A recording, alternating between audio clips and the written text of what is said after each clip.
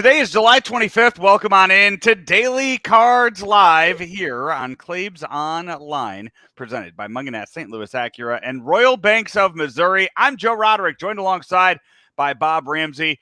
Rammer, disappointing weekend on so many levels in Cincinnati, a series that I've been saying all year long. You have to sweep when you play the Reds, and the Cardinals dropped 2 of 3, and then the bad news just kept coming and coming. Not the way you want to start the second half of the season. Yeah, they just didn't play good baseball. I think the epitome of the whole deal was getting little leagued on Sunday on the first third steal. For those who didn't see it, first and third, they did a steal and then stopped to get in the rundown. Runner from third, never looked at him. Everybody was culpable, and it's a play that shouldn't happen in the big leagues, in my opinion, unless there are special circumstances with Ricky Henderson or Vince Coleman running or something crazy like that. It's a play and I know as a coach, that's a little league play. Mm-hmm. They got beat. Well, that's not why they lost, but it is an example of getting beaten by a little league play. It was a momentum killer because you were already down in the game and you were slowly starting to chip back in. And that was a lead that, you were down 4 runs, you get it back to 2. That play right there took them right back to 4 runs. And you look at it, God, we're right back to where we started. And that's what we allowed. And you just kind of look at it and you're like, all right, it's going to be one of those days. Well, and I think we could also point to some hitters who are not taking the at-bats we saw in June. And I'm not going to discredit Malley and some of the others, Drury and some others that had. Those are big league players. I don't want to discredit them, but if you think you can win the division playing that kind of baseball, you're sorely mistaken. It was very disappointing. And plain simple, I mean, it's a team that is over 20 games under 500. They came into that series 34 and 57. Yeah. And you let them off the hook. You let them take 2 of 3 from you when you're supposed to get this momentum going. Yeah. And so much was made about the Cardinals schedule the second half of the year. Easiest schedule in the big leagues when you look at the opponents they have left, and that's not how you want to start. And then Sunday kind of snowballs. You get the news before the game about Paul Goldschmidt and Arenado, and then following that, you get the news about Steven Matz, who pitched so well on Saturday, and now you don't know if you're getting him back the rest of the season. And it's multiple injuries. Let's start with Steven Matz because now that's a shoulder injury, and now you have the knee injury, which I believe right-handed right knee, correct? With left knee. Was it left knee? So are you talking about Matz? Yeah, with Matz. Yeah, I think it's his left knee. Okay, so left knee. So it's the knee, the leg he pushes off of being a left-handed pitcher. So you're probably better than the it is, leg, yeah. But I just don't think I think you put him in the Flaherty box. We'll see you when we see you. Yeah, that's a guy you signed to a 4-year deal, and you don't know what to expect those final 3 years now out of him. A disappointing first season based on health. No, I don't. I disagree. I don't know what I can expect for him now through the end of October. I'm actually thinking it's an asset because he showed what he can do. You got 3 years left. It was a little bit of a fluke on, quite frankly, a dumb play. Once you missed it, you just keep going. You don't try and dive and be an acrobat. You got to know who you are in the moment. Again, aggressive play, trying to do the right thing, but understand as soon as you bobbled it, the play is over. You screwed the pooch at that point. To try and dive and twist and roll, he could have sprained an ankle and a knee all on the same play. There's hustle, and then there's out of control. That was an out of control play. Having said all that, he showed you what he was capable of doing on the mound. And so I'm disappointed in what you got out of your contract this year, but I'm excited, maybe an overstatement. I'm feeling positive about what you get in the other 3 years because I think the guy's capable of doing really good things. prior to the game on Sunday, now what has been widely reported and talked about all over baseball, and a story that we were waiting to find out about, too, because you knew it would be more than zero. You just didn't know how many, and you didn't know who it was going to be, and that was which Cardinals will not be making the trip up to Canada for the 2-game series against the Blue Jays. And we found out yesterday that probably two of the biggest names that has been on the restricted list all season long, Paul Goldschmidt and Nolan Arenado, along with Austin Romine. He just kind of gets along for the ride, and I think people are like, oh, he's still on the team, okay, type of. They kept him through the All-Star break, all right, okay. type of thing. But yeah, Nolan, and he probably too was thinking, got it, good. Nobody's going to ask me, because those are the two that it was. As you think about it, and we are so far removed from when the vaccine started and when players could have gotten the vaccine at the start of the 2021 season, first of all, I was shocked to see that those two names were on there, because I was under the impression that everybody on the team last year was vaccinated. That's kind of the impression that the Cardinals, I thought, gave last year, was that everybody on the team was vaccinated last year. They were the first one to meet the threshold, and we were told that there were no issues at all with the Cardinals in 2021. So to have two members of that 2021 team not be that was what was surprising to me. The other part with it, I think, was the Arenado comments a few weeks ago saying, we need to win the division, we need to do this, we need to do that, and then now he's missing 2 games on his own accord. Well, I don't want to get into a whole thing here. We're supposed to be talking about baseball, but it's, that's a decision. Are you going to, and you didn't take a shot. You're trying to be fair. But for media colleagues that we know, do you take a shot at guys on paternity leave for missing games? Do you? And I'm not asking you personally, but I want people to ask themselves that question. Look, whether we agree with what we know or don't know about the vaccine and how it affects and how it doesn't affect, to suggest that any of us can tell any other person what they should do with their body, that's a stretch. And I use the paternity leave example. Hey, come on, guys. Unless it's some extreme medical emergency that you don't know about anyway, you're just taking days off. Give me a break. It's feel good. Oh, it's the birth of your son. You're putting that, but you're not doing anything. With that, by the way, first child, okay, go be there. Now, I am only a father of one, but I'm just saying, if they're born during the day, you can still make the night lineup. Okay. You're the one with multiple kids here. I mean, do you need to be there for the other ones after the first one? You tell me. You're going to say that's okay, but taking drugs that you're not sure about, I'm not saying what you should be sure about. I'm just saying a given individual's not sure about, you're going to say that's not okay. How do you feel about Hank Greenberg and Sandy Koufax not playing because of Rosh Hashanah or Yom Kippur?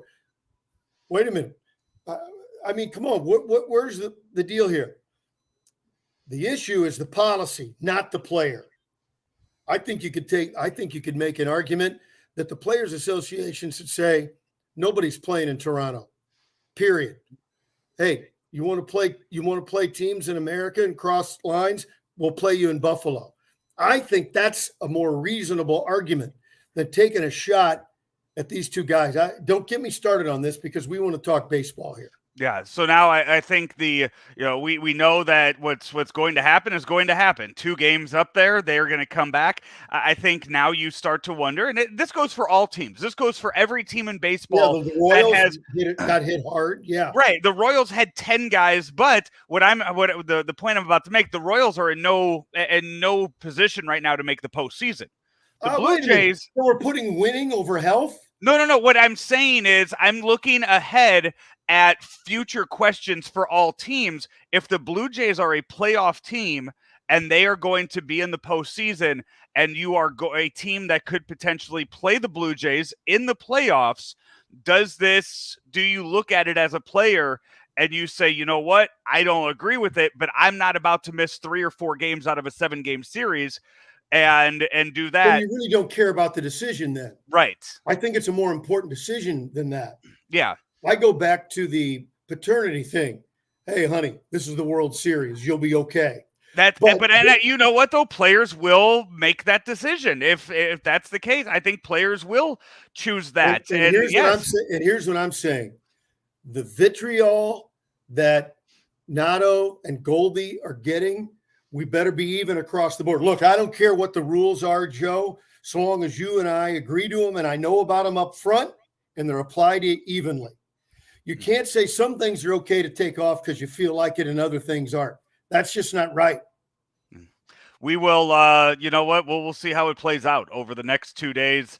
Where the Cardinals are going to need somebody to fill in at first and third base. Does Albert Pujols get both starts? I haven't looked far enough ahead to see who is starting the 2 games for the Blue Jays. Play Pujols anyway. Yeah, what I have done. Albert. Yeah, what it will be is another hashtag Albert gift tracker. We'll pay attention to that up in Toronto this weekend.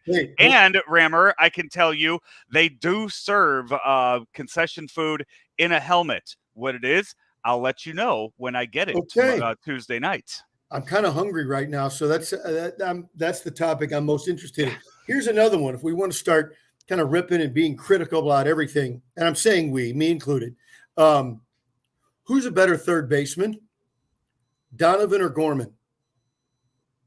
If your life depended on it, who do you want playing third base in a game against? Let's do Space Jam. For the fate of the world, between those two, who's playing third base? When's the last time Nolan Gorman took ground balls at third base? I don't know.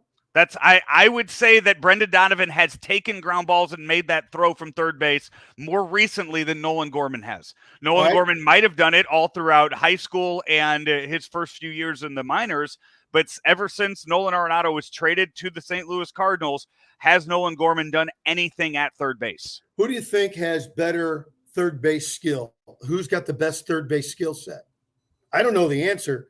I just think it's interesting that how we pick and choose, we being the Cardinals this time, pick and choose. Oh no, we're going to put him at second and we're just going to leave him there. And then you got other guys playing all over the place and selling hot dogs between innings.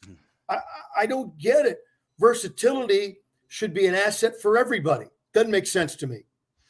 We will, we have that to go over. And remember, we have 1 week until the trade deadline. So we are all on Soto Watch 2022 for the foreseeable future as we wait for that trade to be made. He is a wanted man here in St. Louis, that being Juan Soto. So we will keep you informed all week long here on Claibs Online until that trade deadline comes your way next week. Got to get it done. It done. I'm excited. I am excited about the prospect of it happening. When you look at some of the most recent trades that have been thrown out there for it, that don't include Matthew Libator, that don't include Dylan Carlson, I say do whatever. I say go for it, do whatever. I want to keep Carlson because I don't know when and if Bader's ever going to come back and be able to play. His speed is his asset. He's got a bad wheel, and you don't have any other center fielders. I don't mind putting Libator in it. But the other thing is I want to do it sooner than later, not just because of the excitement of it, but also it gives Mo time to trade for a starter too. Yeah, and that's where if you look at some of the deals, some of the rumors right now, Patrick Corbin, which I was telling Claibs about it, by the way, I don't understand. Who's Patrick Corbin's agent that got him that contract? I know. I saw that and I thought, no way. There's no way that's only 2 years for that much. No way. I thought that's 5 or 6 years, and that's still overpaying him. Whoever Patrick Corbin's agent is, I mean, players should be flocking to him to go to him and get their deals done. I agree. But you know what? If it means you're bringing along another arm, I kind of look at it as just a guy that can throw for you, and then go out there and trade whoever to get Noah Syndergaard. Somebody, Joe, has to be the 13th pitcher on your team. Yeah. Somebody's got to be that guy. So Yeah, by the his agent, it says here, is ISE Baseball. Okay.